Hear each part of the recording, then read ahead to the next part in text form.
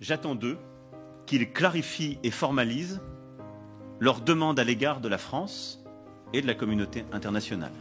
Souhaitent-ils notre présence? Ont-ils besoin de nous? Je veux des réponses claires et assumées sur ces questions. Je ne peux ni ne veux avoir des soldats français sur quelque sol du Sahel que ce soit, alors même que l'ambiguïté persiste à l'égard de mouvements anti-français. Je souhaite que nous puissions organiser une présence internationale plus forte et structurer au Sahel une nouvelle coalition autour de nous, en lien avec nos partenaires européens déjà présents. Le président français demande à nos chefs d'État africains francophones de fermer nos bouches.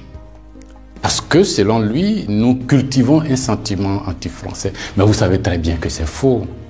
Monsieur le président Macron, il n'y a pas de sentiment anti-français ici. Ce que vous appelez sentiment anti-français, d'ailleurs, comment vous allez présenter ça? Je suis en train de parler en français là. J'ai rien contre le français en tant que langue. Je parle pas en sénoufou ou en djoula ou en sérère ou en wolof ou je ne sais quoi, soninké, bambara ou quoi d'autre. Je parle en français. Je n'ai rien contre le français. J'écris, je m'exprime, je travaille en français. Je n'ai rien contre les Français. Nous n'avons ici en Afrique francophone rien contre les Français. Ils sont nombreux, ils ont des entreprises, ils créent des emplois pour nous, ils payent des impôts. Nous sommes nombreux à travailler avec eux, à travailler pour eux. Ils travaillent souvent pour nous. Nous sommes des amis, nous nous marions, nous vivons ensemble ici comme en France sans aucune animosité. Donc, c'est pas un sentiment contre les Français ou contre le Français. Ce que vous appelez sentiment anti-français en réalité, c'est un ras-le-bol, c'est une révolte, c'est un refus de la mainmise de l'État français sur nos autorités et par ricochet sur nos économies, sur nos peuples. C'est ce que nous refusons. Les relations incestueuses entre l'État français et les États africains, c'est ce que nous refusons. Les relations de connivence entre l'État français et les États africains, c'est ce que nous refusons. Parce que simplement ces relations étouffent la démocratie. Ces relations étouffent le respect des droits de l'homme. Ces relations étouffent la possibilité que nous devons avoir de demander des comptes à nos dirigeants. Ces relations étouffent l'expression plurielle chez nous. Il n'y a que ce que le président dit parce qu'il est d'accord avec Paris, donc c'est ce que lui dit qui est bon. Monsieur le président, c'est ce qui nous révolte. On a le sentiment que vous êtes complice de nos chefs d'État pour nous brimer. On a le sentiment que les droits de l'homme que vous faites respecter en France, les libertés individuelles que vous faites respecter en France, la Déclaration universelle des droits en France, déclaré là-bas par vos ancêtres, Monsieur le Président, on a l'impression que vous considérez que nous, en Afrique, on n'a pas droit à cela. Nous, en Afrique, on n'est pas digne de cela. Nous, en Afrique, on n'est pas suffisamment humain pour avoir les droits humains. C'est ce qui révolte cette jeunesse-là. La conséquence, vous voyez chaque jour de nombreux jeunes essayant d'aller là où les droits sont respectés, là où les libertés sont respectées, là où on a le sentiment qu'ils sont des hommes. C'est ce qu'il faut changer, Monsieur le Président. C'est ce qu'il faut changer.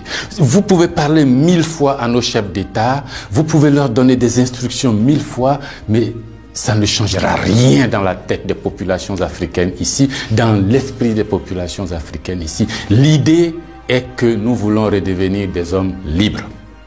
Nos ancêtres ont été vendus comme des marchandises par vos ancêtres.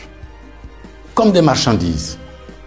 Pendant de 1500 à 1890, par là, comme des marchandises. Nous fermons les yeux là-dessus.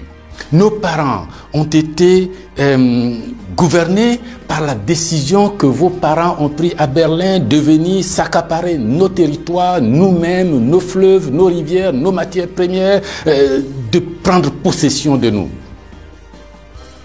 Ça a duré près d'un siècle. Fermons les yeux là-dessus. Vos prédécesseurs ont considéré que nos chefs d'État devraient être juste des délégués pour eux, pour nous maintenir ici. Comment on peut avoir le sentiment français quand on descend à l'aéroport d'Abidjan? Le boulevard qu'on prend s'appelle Giscard d'Estaing. Le pont qu'on emprunte s'appelle De Gaulle. Et la route qu'on utilise pour aller à l'université s'appelle boulevard Mitterrand. Et puis partout, on a Trèche-la-Plaine, Port-Bouët, Binger. Non! Ce que la nouvelle génération veut, ce que nous voulons, c'est l'autodétermination. Que nos chefs d'État nous rendent compte ici, qu'ils ne soient pas obligés d'aller vous rendre compte pour se donner une certaine légitimité, comme Macron est d'accord avec moi, comme Chirac est d'accord avec moi, comme le chef d'État français est d'accord avec moi. Donc ici, vous allez faire ce que je dis parce que sinon vous allez avoir des problèmes. Monsieur le Président, tant que ça durera comme ça, les gens ici auront le sentiment que l'État français est complice de leur brimade, de leur pauvreté, de leur chômage. C'est ce que nous voulons changer. C'est ce que nous voulons changer.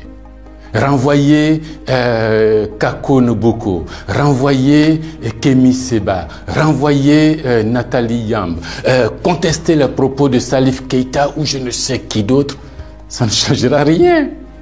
C'est dans la tête de chacun. Chacun de nous, les gens, ces idées-là ont imbibé notre esprit maintenant. Le désir de liberté, vous devez connaître ça. Vos ancêtres se sont battus pour avoir cette liberté. On fait plusieurs guerres pour jouir de cette liberté.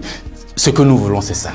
Liberté de commerce, liberté de nous organiser, nous autodéterminer, faire ce qui est bon pour nous sans nuire à vos intérêts. Mais ça ne vous dit pas de venir nous imposer vos intérêts. Si vous pensez, chers auditeurs, que ce message vaut la peine d'être diffusé et que nous soyons nombreux à nous l'approprier, sans animosité, sans bestialité, mais avec fermeté et conviction, il faut liker, il faut partager. Parce que c'est l'Afrique de demain qui se joue là. Nous ne voulons plus être des marchandises, nous ne voulons plus être sous la tutelle de quelqu'un, nous voulons redevenir des hommes libres.